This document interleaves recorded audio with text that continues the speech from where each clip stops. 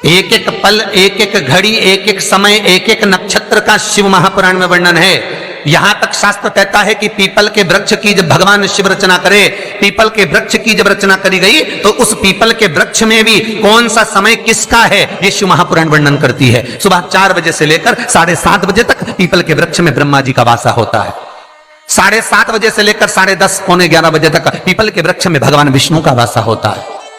10:30 बजे से लेकर पीपल के वृक्ष में 11:30 बजे तक पितरों का वासा होता है। 11:30 बजे से लेकर 12:30 बजे तक पीपल के वृक्ष में आहूतों का वासा होता है। 12:30 बजे से लेकर शाम को 4 बजे तक पीपल के वृक्ष में वासुकों का वासा होता है।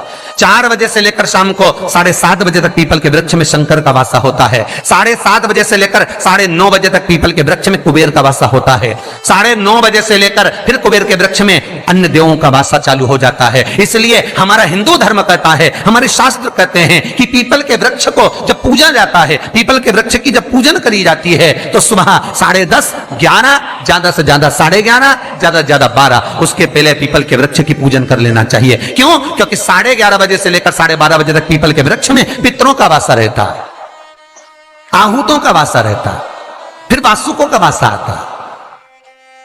पितृ किसको कहते हैं? महाराज जो पूरी उम्र लेकर चले गए और उनके भीतर अभिलाषाएं बहुत थी, मैं ये भी करना चाहता हूं, मैं ये भी करना चाहता हूं, वो पितृ हो जाते हैं। आहूत किसको कहते हैं?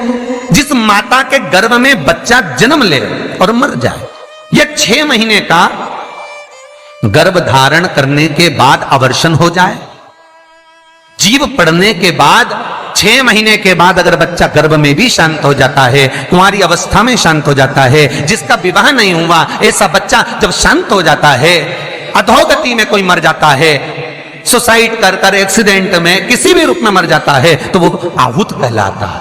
और बहुत ध्यान देना साहब, शिव महापुराण की कथा कहती है पितरों को भाग मिलता है, इसलिए पितृ तृप्त रहते हैं। शंकर भगवान के शिवलिंग का स्नान कराने पर कितने देवताओं के स्नान का पुण्य मिलता है?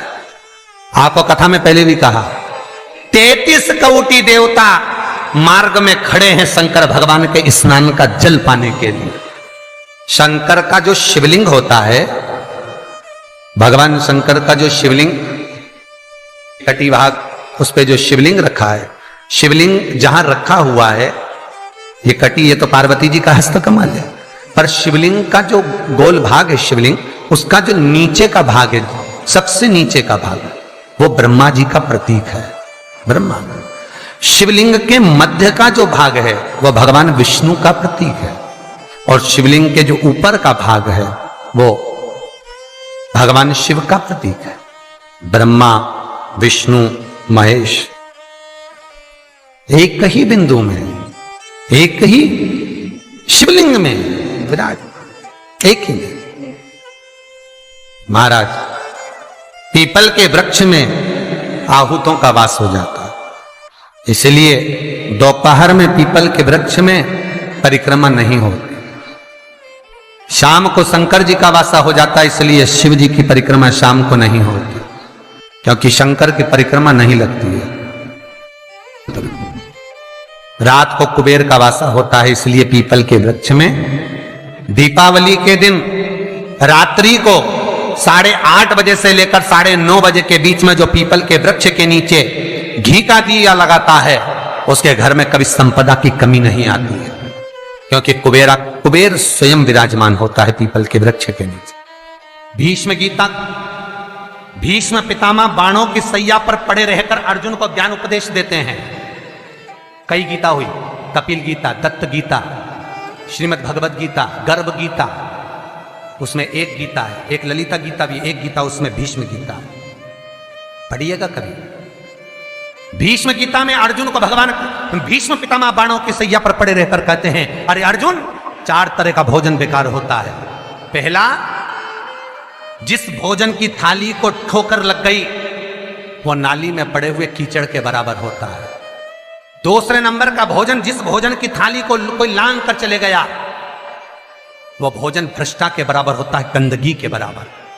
तीसरे नंबर का भोजन, जिस भोजन की थाली में बाल पड़ा हो, केश पड़ा हो, वो दरिद्रता देने वाला होता है।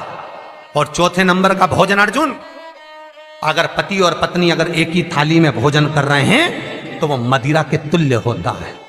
कई लोग कहते हैं एक ही थाली में भोजन करो तो प्रेम बढ़ता है, प्रेम बढ़ता है। शिव महापुराण की कथा कहती है पति और पत्नी अगर एक ही थाली में भोजन करते हैं, एक ही थाली में अगर पति और पत्नी भोजन करते हैं तो उस घर की दशा देखिएगा। उस घर के बच्चे कभी भी विद्या में उत्तम नहीं निकल सकते, उस घर के बच्चे कभी भी सत्मार्गी नहीं निकल सकते, मार्ग से विचलित ही निकलेंगे, क्योंकि मदिरा के नशे में पैदा हुए हैं। सुन अर्जुन सुन, यदि बेटी कुंवारी है और बाप के साथ में बैठकर भोजन करती है तो उस बाप की कभी अकाल मौत नहीं होती है, क्योंकि बेटी बाप के काल का हरण कर देती है।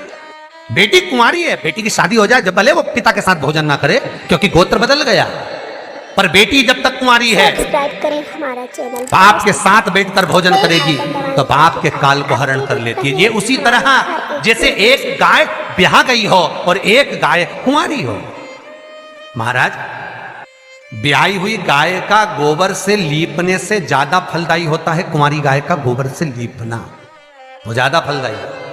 बछिया के गोबर से लीपना, कुंवारी गाय के गोबर से जो ब्याही ना, कितना कितना शास्त्र प्रमाण देता है महाराज। कई लोग दुखी भी हो रहे होंगे आज हमारी कथा सुनकर कि भगवान गुरु जी आपने कह दिया कि एक थाली में भोजन मत करो और हम तो इतने साल से करते हुए आ रहे हैं और अलग अलग करेंगे और ऐसा और वैसा।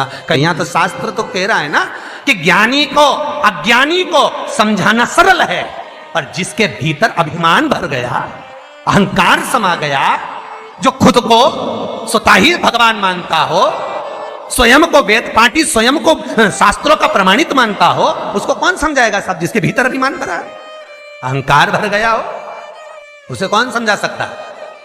हम तो केवल इस व्यासपीठ से उतना ही कह देते हैं जितना इस कथा पुराण में लिखा है। उसके बाद मर्जी आपकी, आप सुधरो कि सिद्धरो, आपकी मर्जी। कहना हमारा काम है, सुनना आपका काम। करना हो तो ठीक है, ना करो तो आग लगे बस्ती में अपन रो मस्ती में, मीराबाई जैसे अलमस्त रहो।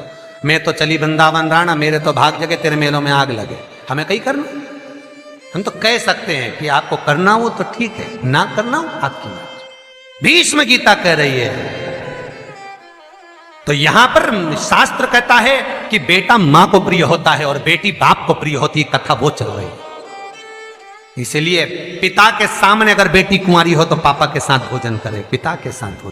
लोग कहते हैं बेटी की विदाई में सबसे ज्यादा मां रोती है। शिव महापुराण की कथा कहती है बेटी की विदाई में सबसे ज्यादा बाप रोते।